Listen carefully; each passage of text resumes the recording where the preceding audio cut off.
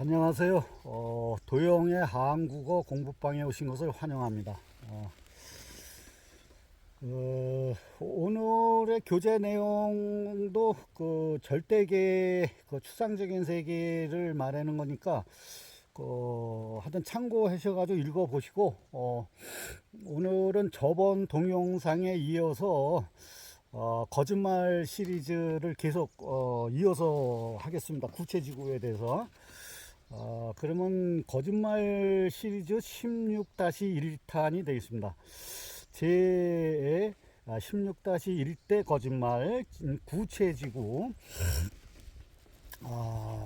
저번에도 말씀드렸지만은 이 지구본이라는 게 이게 이런 지구의 모습이 이런 구체적으로 생기지 않았다는 걸 저번에 이제 다 말씀을 드렸죠.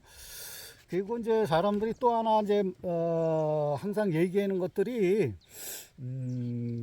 이 지구가 이제 이 구체식으로 생겼다고 생각을 했을 때 이 지구축이 23.5도 기울었다고 그러잖아요. 이제 저도 그렇게 학교에서 배웠고 모든 사람들이 그렇게 생각하고 있지만은 잘 생각해 보시면은 이런 구체지구에서는 그게 가능해져. 23.5도가 기울었다는 게. 근데 지구가 이렇게 생기지 않았다면은 그것도 이상한 거야. 23.5도가 기울을 수가 없는 거야, 이거는. 그래서 뭐 이거는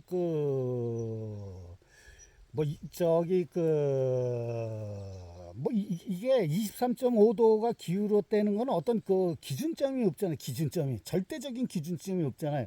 저번에 말씀드린 그 해발 높이는 바닷물의 높이라는 게 그 절대적인 기준점이 있거든요, 이게. 근데 23.5도 기울었다는 건 이건 기준점이 없어요. 그리고 이건 알 수도 없고 실험할 수도 없고 증명할 수도 없고 본 사람도 없고 이거는 어떤 있을 수가 없는 얘기지. 그러니까 어떤 종교 단체나 아니면 영성 단체나 어떤 그 조직이나 이런 데서는 다 그런 얘기를 해요.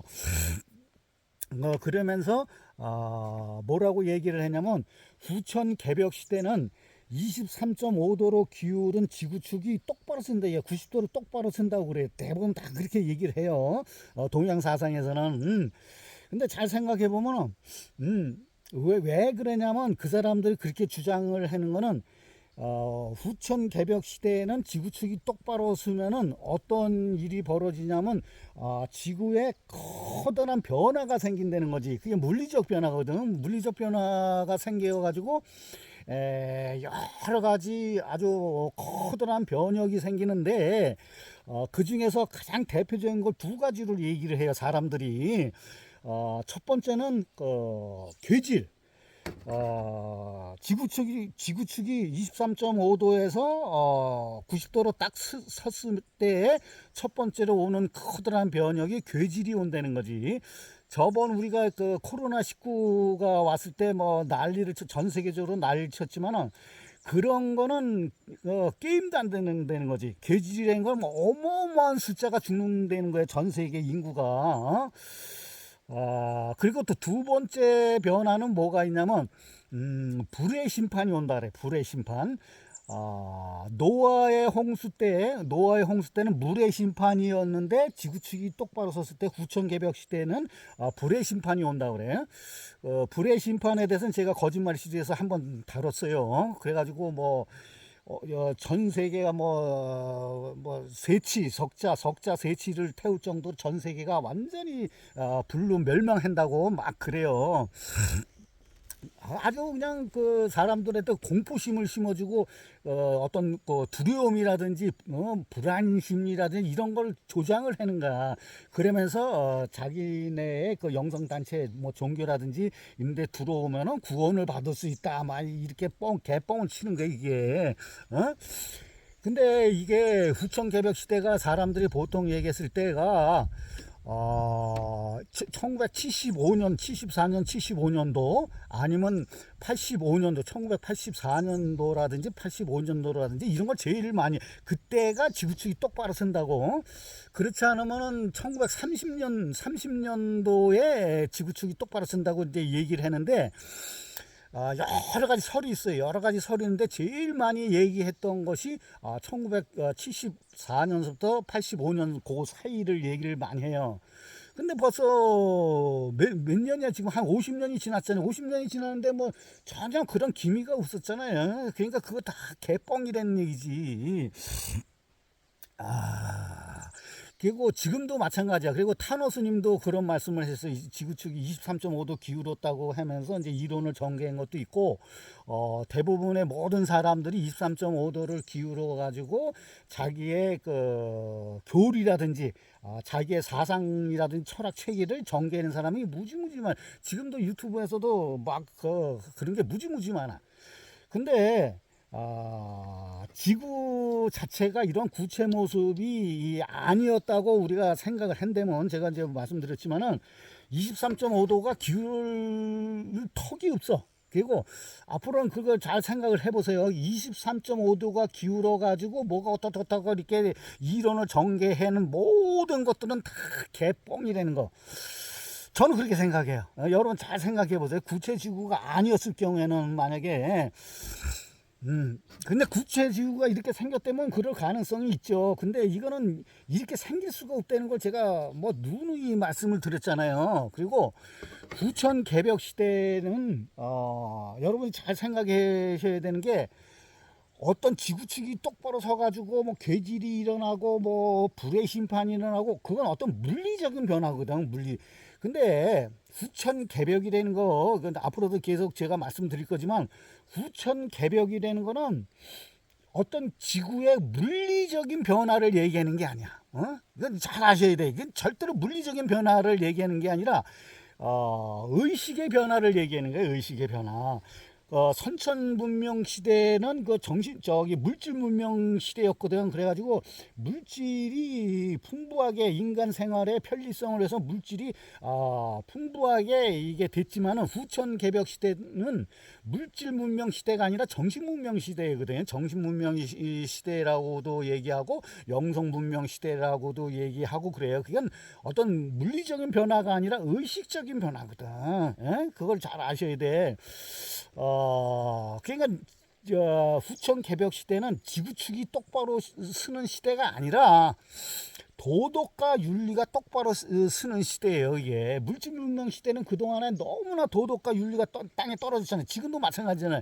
완전히 도덕과 윤리가 땅에 떨어지는데, 그런 도덕과 윤리가 땅에 떨어진 도덕과 윤리가 제대로 서는 시대, 이때가 후천 개벽 시대예요. 이게 다른 게 아니야. 이게 그리고 또 하나, 저번에도 말씀드렸잖아요. 이거 모든 이게 별의 궤적이거든. 별의 궤적. 이거는 얼마든지 이건 찍을 수 있는 거거든요.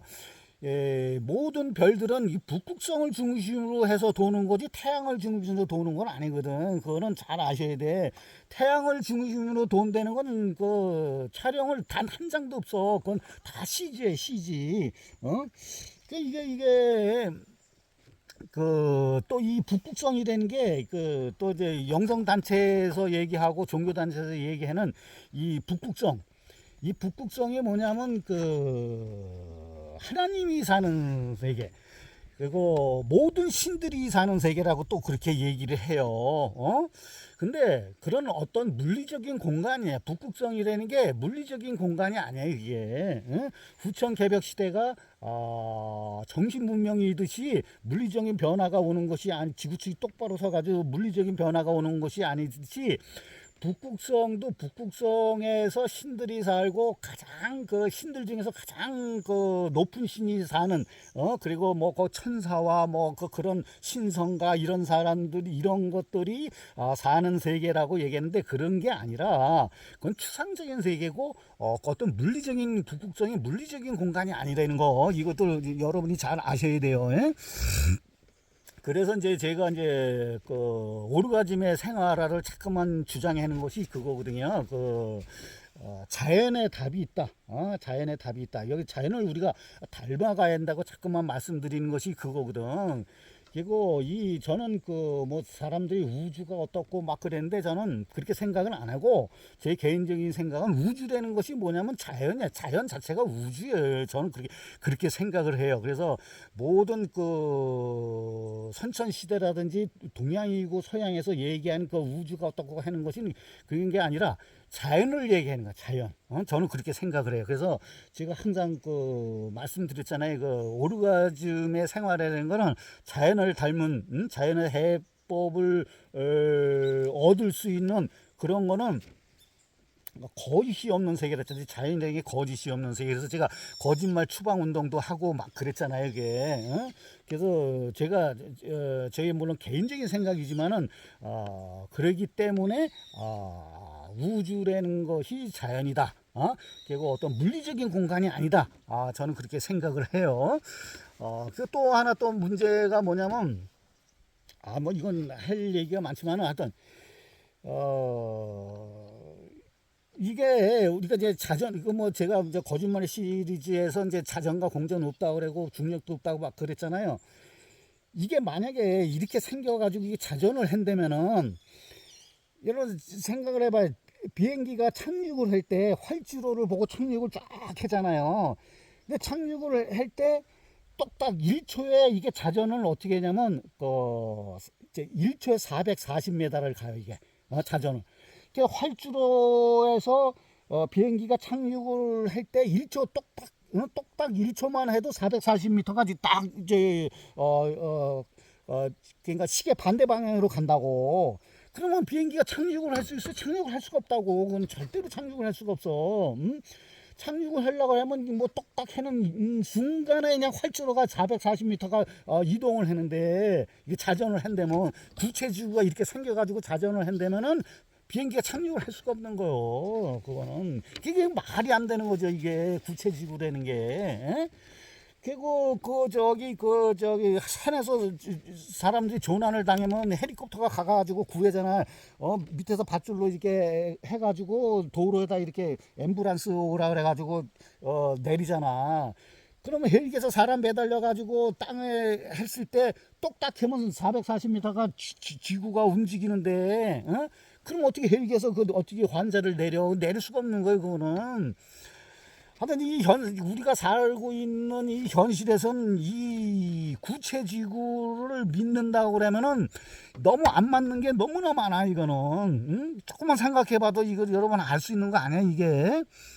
그리고 중력이 때문에는 인간 생활을 할 수가 없어. 모든 게 다 정지가 돼. 사람이 걸어갈 수도 없는 거 아니야. 그래서 사람 다 죽어. 피가 안 통해서 죽고. 모든 게 올 수 없다는 게 중력이 있다 그러면. 여러분 또 어떤 사람은 그렇게 얘기해요. 중력이 없다고 주장하는 사람들 대부분이 중력의 문제가 아니라 밀도의 문제라고 그래. 밀도가 뭐냐면 공기의 밀도. 모든 물체는 공기보다도 가벼우면 위로 뜨고 공기보다도 무거우면 밑으로 떨어진다 이거야. 저는 그게 아주 상식적이고 합리적인 생각이라고 저는 생각해요. 중력이 있는 게 아니라 그건 공기의 밀도의 문제다 이가. 저는 그것을 더 신용을 하거든요. 그리고 또 저번 말이 자꾸만 옆으로 새는데 저번에 우주정거장 거짓말 시리즈에서 우주정거장 얘기했잖아요. 그것도 잠깐 또 언급을 하면은 우리나라 바다 있잖아요. 바다 밑에 심해가 있잖아. 지구 보면 바다가 저기 70%를 차지하잖아요. 근데 바다 중에서 가장 깊은 바다를 마리아나 해구라 그러잖아요. 마리아나 해구가 보통 한 11km 정도 된다고 그래요. 깊이가 11km 정도. 거기는 이제 거기 마리아나 해구까지 가본 사람은 전 세계적으로 여태까지 4명뿐이라고 그러더라고요. 어떤 특수한 잠수정을 만들어 가지고 해서 4명이 갔다 왔는데 그건 잠수정으로 한 거고, 인간이 그 프리다이빙이라 그러잖아. 프리다이빙. 그냥 맨몸으로 심해 잠수를 한다 그러잖아. 그 세계 기록이, 어떻게 되냐면, 니치라는 사람이 있어요. 니치라는 사람이 기록을 세우는데, 2007년도에 214m까지 내려갔다 그래. 214m까지. 그게 이제 아직까지 기록에 깨지지 않는 기록인데, 근데 산소통, 그는 혼합기체거든요. 산소통을 미고 들어갔을 때는 가브리라는 사람이 기록을 세웠어요. 가브리라는 사람이 2014년도에 332m까지 내려갔대요. 332m까지 내려갔는데, 내려가는 그 시간이 15분 걸렸다는 거야. 근데 15분 걸려가지고 332m까지 내려가는데, 내려가니까 이 사람이 환각 증세를 일으키는 거야. 환각 증세를 일으켜가지고 더 밑으로 못 내려가고 이제 올라왔다는 거야. 근데 여기서 잘 우리가 생각해 봐야 되는 게, 332m까지 내려가는데 15분 걸렸는데, 그 위에까지 올라가는데, 밖으로 위에까지 올라가는데 15분이 걸린 게 아니야. 밑에까지는 15분이 걸렸는데 위까지 올라가는 데는 13시간 30분 걸렸다는 거야. 13시간 30분. 왜 13시간 30분 걸렸냐면은, 바로 올라가면은 사람이 그 피가 터서 죽는데, 왜냐면 그 혼합기체가 이게 압축을 받아가지고 밑에까지 내려가면은 혼합기체가 이 혈액에 압축해서 들어간대요. 혈액에 압축해서 들어가가지고 빠르게 15분 내로 쭉 올라오면은 그 혼합기체가, 혈액에 압축된 혼합기체가 터진다는 거야. 터져가지고 사람이 죽는다는 거야. 그래가지고 13시간 30분 동안 천천히 올라오는 거야. 천천히 올라오면 그 혈액에 응축된 그 혼합기체가 폐로 들어가게끔 그걸 계속 순환을 시킨다는 거지. 그래서 13시간 30분이나 걸렸다는 거지. 에? 근데 여러분 잘 생각해보세요. 저번에 우주정거장도 말씀드렸지만, 우주정거장에서는 산소, 인공산소 아니야, 혼합기체거든. 그거를 마시면서 뭐 몇 달 동안 우주정거장에서 있다고 그러는데, 그게 사람이 거기서 살 수 있으면 뭐 그거 안 돼요. 그거는. 그래가지고 귀한 캡슐을 타고 지구로 귀환을 한다는데, 그 귀한 캡슐이 어마어마한 속도로 오잖아요. 근데 심해에서도 그렇게 못했는데 15분에 300m로 내려갔다가 올라오는데 13시간 30분 걸렸다는데, 우주정거장에서 어떻게 오랫동안 생활을 하고 귀한 캡슐을 타고 그렇게 빠른 속도로 와요. 그러면 이 혼합기체가, 인공산소가 그 혈액에 응축된 그것이 터져가지고 사람 죽어요. 응? 그건 있을 수가 없는 거야. 우주복도 마찬가지고, 이산화탄소 문제도 마찬가지고, 연료 문제도 마찬가지고, 우주에선 진공인데 연료가 타지도 않아요. 그거는 여러 가지 문제가 있다고, 이건 있을 수가 없는 얘기가 많아요. 그리고 다시 이제, 구체적으로 들어와서, 그리고 또 이거를 인정 안 하는 사람도, 구체적으로 인정 안 하는 사람도 또 뭐가 있냐면, 우주를 매일 촬영한다고 나사에서 지랄을 하잖아요. 뭐 허블 망원경이라든지, 또 요즘은 뭐 웹망원경이라고 개발을 해가지고 우주를 매일 찍잖아. 그래가지고 이 구체지구를 인정을 안 하는 사람들은 그러는 거야. 나사에서 매년 지구의 모습을 공개를 하는데, 개뻥이다 이가. 그러면 니네들이 허블 망원경이 있고 웹 망원경이 있으면 그거를 우주만 찍지 말고 그리고 돌려라 이가. 돌려서 지구를 한번 찍어봐라. 지구를 찍으면 그 지구가 어떻게 생겼는지를 알 거 아니냐 이가.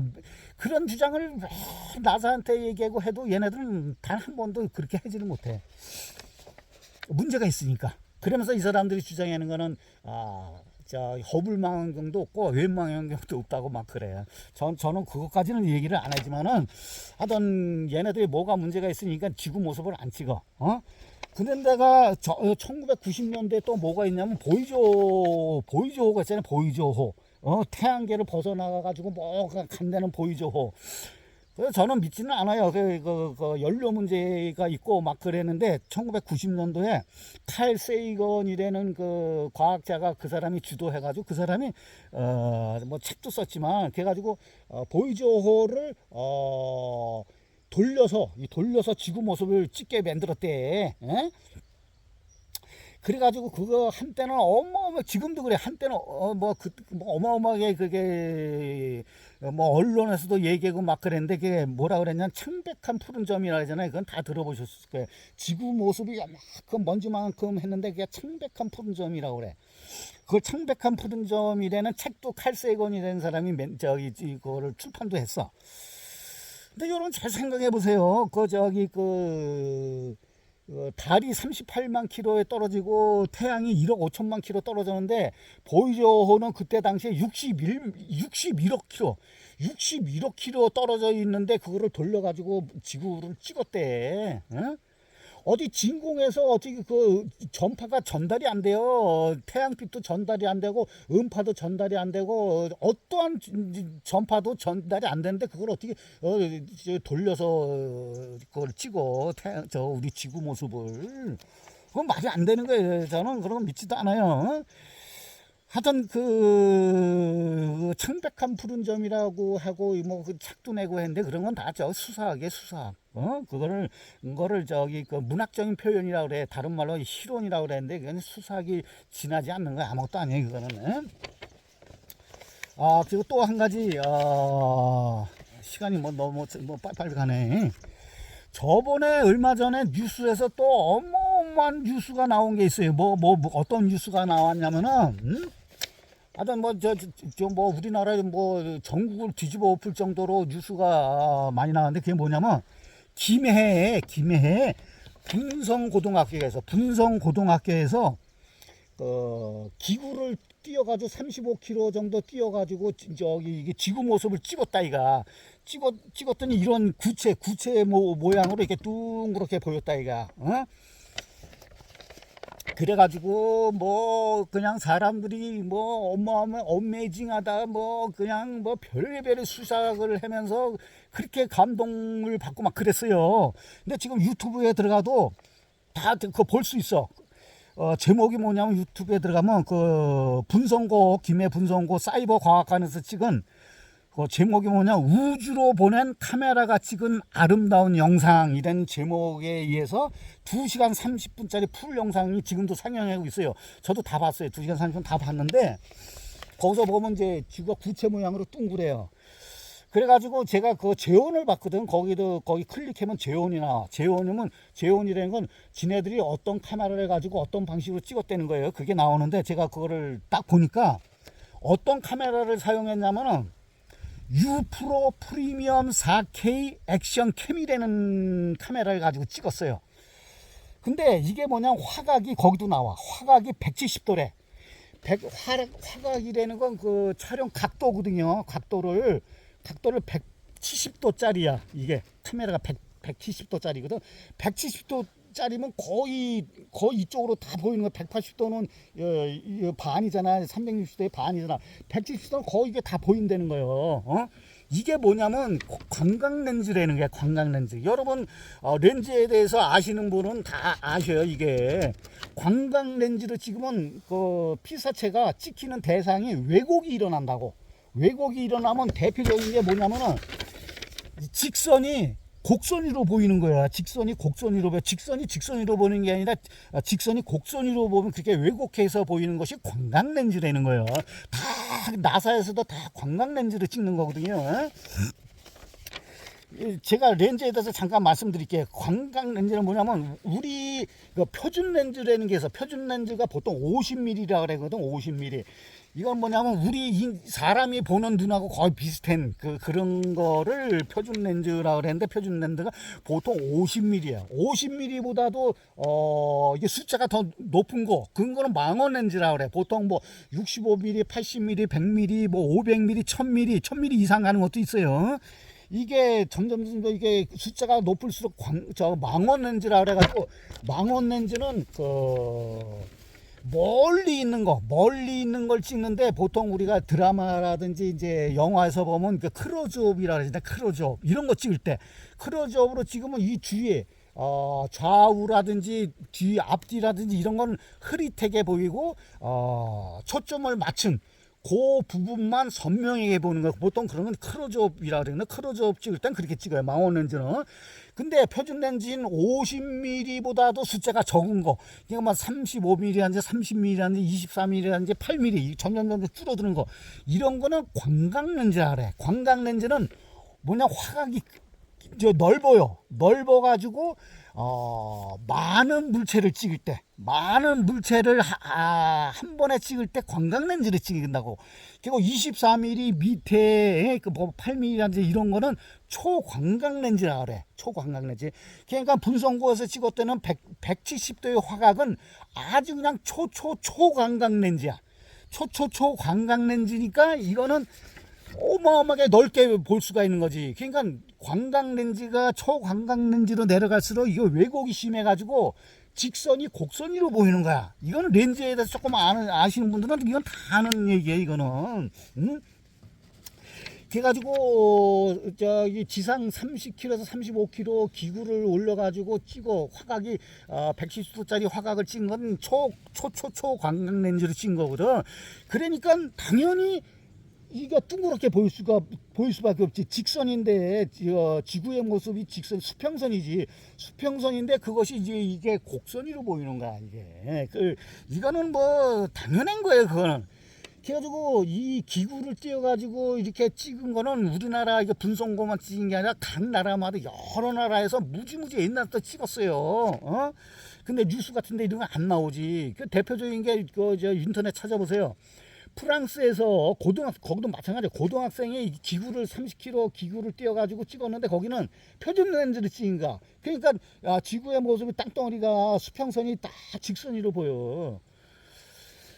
근데 우리나라 분성과에서 찍은 거지 곡선으로 보여가지고 이야, 지구의 모습이 그렇게 경이로울 수가 없다고 뭐 뉴스에서도 나오고 댓글도 뭐 어마어마하게 달렸어요. 여러분 잘 생각해 보세요. 이게 지구는 이런 곡선의 구체지구 모습이 아니에요. 그런 나사에서도 찍은 건 전부 다 광각 렌즈로 찍은 거, 찍었다고 한 건 다 광각 렌즈고, 그렇지 않으면 전부 다 그 CG야 CG. 단적인 예를 제가 들어볼게요. 여기 부산에서 대마도가 보인다 그러잖아요. 날씨가 맑을 때. 근데 부산에서 대마도까지는 한 50km 정도 된다 그래. 50km 되는데 이 지구의 구체 지구의 공률을 계산하면은 대마도가 50km 밖에 그 공률을 계산하면 대마도가 150m 밑에서 보여야 된다는 거야. 150m 밑에 있어야 된다는 거지. 공률을 계산하면. 근데 직선으로 보인다는 거는 이게 밑에 있는 게 아니지. 공률이 없다는 거지. 그냥 수평선이 되는 거지. 수직선이고 수평선이고. 그러니까 이게 지구가 이런 구체적으로 공률이 없다는 거지. 만약에 대마도가 보인다면 대마도에서 150m 빌딩이 있었을 경우에 빌딩의 꼭대기만 보이는 거야. 근데 대마도 땅이 보인다는 거는 이 공률이라는 게 없는 거예요. 이거는 단적인 상식적으로 우리가 알 수 있는 거 아니야 이게. 그리고 울릉도에서 독도도 보인다 그러잖아. 94km, 울릉도에서 독도가 94km 떨어졌다 그러거든. 근데 보일 때는 이게 수평으로 보는 거 아니야. 그럴 때 94km가 떨어져 있을 때 공률을 계산하면 600m 밑에 있어야 된다는 거지. 독도가 울릉도 땅보다도 600m 밑에 있어야 된다는 거예요. 공률을 계산했을 때, 구체지구에서 공률을 계산했을 때. 근데 독도가 보인다잖아. 맑은 날에 독도가 보인다잖아. 그러니까 구체지구가 아니지. 평평하고 수평이라는 거지. 그래야지 보이는 거 아니야. 또 한 가지 제가 말씀드리면 제주도에서 흑산도가 180km 떨어져 있대요. 제주도에서 흑산도까지 거리가. 근데 제주도에서는 600m 높이에서 바라봤을 때 180km 떨어져 있는 흑산도가 보인다는 거예요.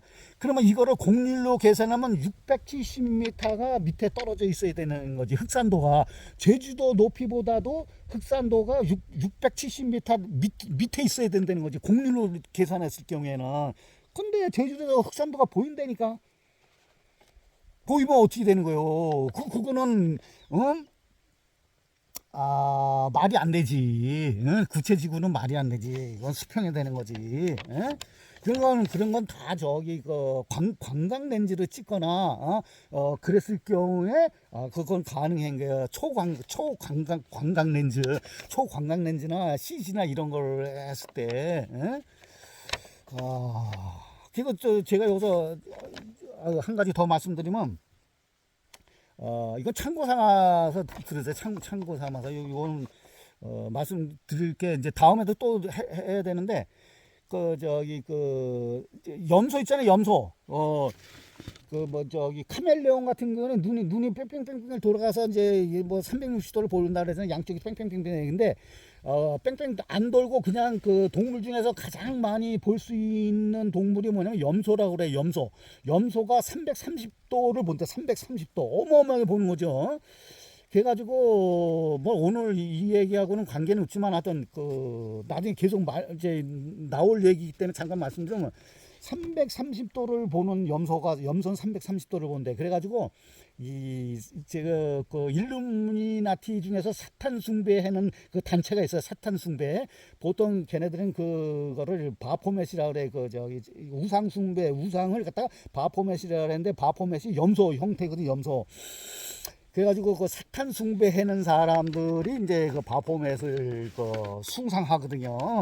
그래서 이게 염소가 워낙 화각이 넓으니까 330도를 본다니까 전지전능할 정도로 세상을 바라본다 그래가지고 얘네들이 그래서 그런지는 몰라도 사탄 숭배하는 사람들이 있어요. 그런 단체가 있어요. 그건 나중에 이제 제가 언급할 기회가 있을 거예요. 그래서 오늘 잠깐 참고로 말씀드리는 거예요. 참고 뭐 시간이 다 갔으니까 오늘 이 거짓말 시리즈의 구체지구를 결론을 말씀드리면, 제가 여러 가지 현실에서 봤을 때 지구의 모습은 절대로 이렇게 생길 수가 없다. 이렇게 생기면은 문제가 너무 많다. 문제가 너무 많지. 너무 많을 수가 없지. 그리고 이렇게 생기지 않고 만약에 평평하다고 생각했을 때는 모든 것이 합리적인